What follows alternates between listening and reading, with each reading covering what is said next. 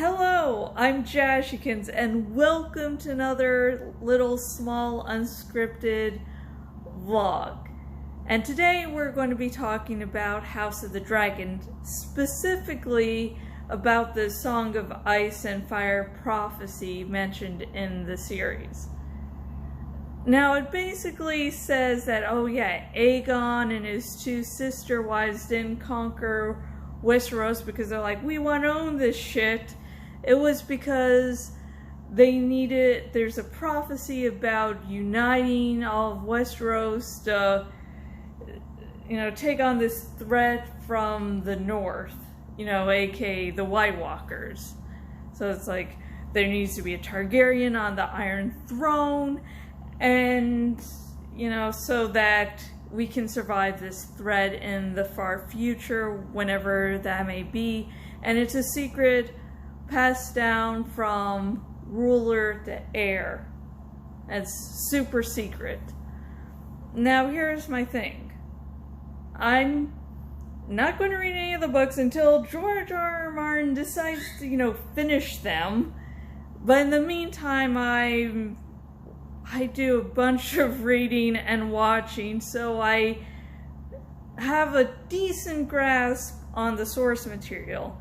And my feeling is that in the books this makes sense. Yeah, Rhaegar was obsessed with the prophecy, and okay, he rediscovered this lost prophecy and he became obsessed with it. It's like, okay, that makes sense in the books. I'm not going to deny anyone that. For the books, I will say it seems to make sense. However, this is an adaptation. This is an adaptation that's a prequel to another adaptation of the source material. So therefore, this adaptation can't just, work in connection to the books. It needs to work in connection to that other adaptation. And the prophecy makes sense in the books. I'll give you credit for that. But it does not make sense for the show. For one thing, the show really downplayed all the prophecies and magic. Like, I think it's like a much bigger part of the books, but in the show, not the case. In fact, after the whole Battle of Winterfell, every prophecy was, they just threw it to the wayside, like, oh, we don't care about that. Who was the prince who was promised? What was the deal behind that? Fuck it, who knows? That doesn't matter. So the show doesn't care about prophecies. So, connecting that major part, that this major prophecy to Aegon's conquest, it doesn't make sense for the adaptation. And also, the prophecy doesn't make sense in terms of the final season. There was no Targaryen on the Iron Throne, and by the time the Battle of Winterfell came,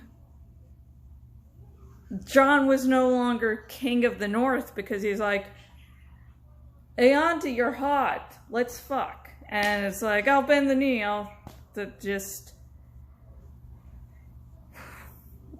Listen, Daenerys was poorly done in the show, and oh my god, just, it could work. I'm saying Daenerys could work in the books. Didn't work in the show, but that's like a totally separate rant. Okay. But anyways, let's go back. So, there was no ruler that was a Targaryen. Like, Dany was all, I'm going to become queen. And I'm going to take the Iron Throne, and but she, hadn't claimed the Iron Throne yet. Now, the only way the prophecy sort of makes sense is Jon, who's a Targaryen,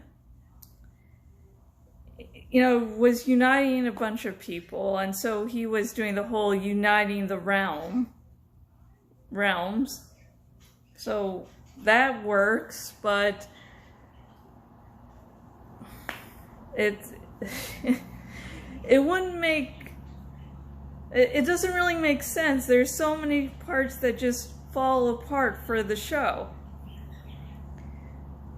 And this next part, I'm not meaning to be cruel to anyone, because I too have these fan theories where I know canon is totally different, and I'm like, I ignore that. Like in Animorphs, Rachel, when she has amnesia, is going through the woods and runs across this crazy old lady. And my headcanon is that that old lady was the same one that the Animorphs managed to rescue at the end of book 1. I know that's not true, but I will believe that until the day I die. But anyways, I was watching one person's video on YouTube, and they're a book reader, they're very opinionated, and they make some good content. I forget their name. Sorry, Navi, one of my cockatiels, just preened a little too hard there. Sorry. But also, sorry, I can't remember this person's name, and I didn't finish the video, but their thing was, oh, this prophecy actually makes sense because there's going to be like probably in 10 years or so, there's going to be a Game of Thrones remake that's more book accurate. And the thing with that is, I like that hope. Again, I do have those sort of headcanons. There's insane shit I'll believe, like Terminator Sarah Connor Chronicles is totally going to get a 3rd season someday. Almost Human is going to suddenly be renewed for a 2nd season, you know? Yeah. But the thing where this falls apart is this remake isn't... this may or may not happen. This might not even happen. And then copyright stuff. Who's saying that the people that may eventually do the Game of Thrones remake will own, you know, House of the Dragon? It's like this may or may not happen, and crazy things happen with copyright, trust me on that.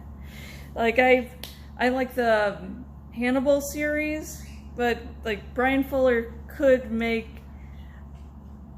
like, you know, make stuff with the Hannibal IP, but he couldn't use someone like Clarice. In fact, he ended up making... No, he didn't make someone in place of Clarice, but he was, like, if it had been renewed for a 4th season, you know, yeah, it's... So, long story, rambling. Again, not scripted. This is why I like scripts, because I'm actually coherent instead of whatever the heck this is. But anyways... So yeah, it's...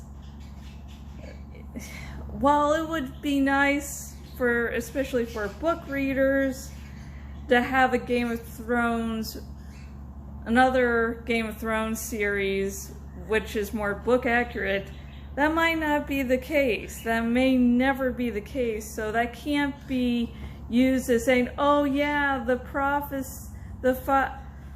Song of Ice and Fire prophecy makes sense because there's going to be a remake. It's like, I like that hope. I can understand that hope, but yeah.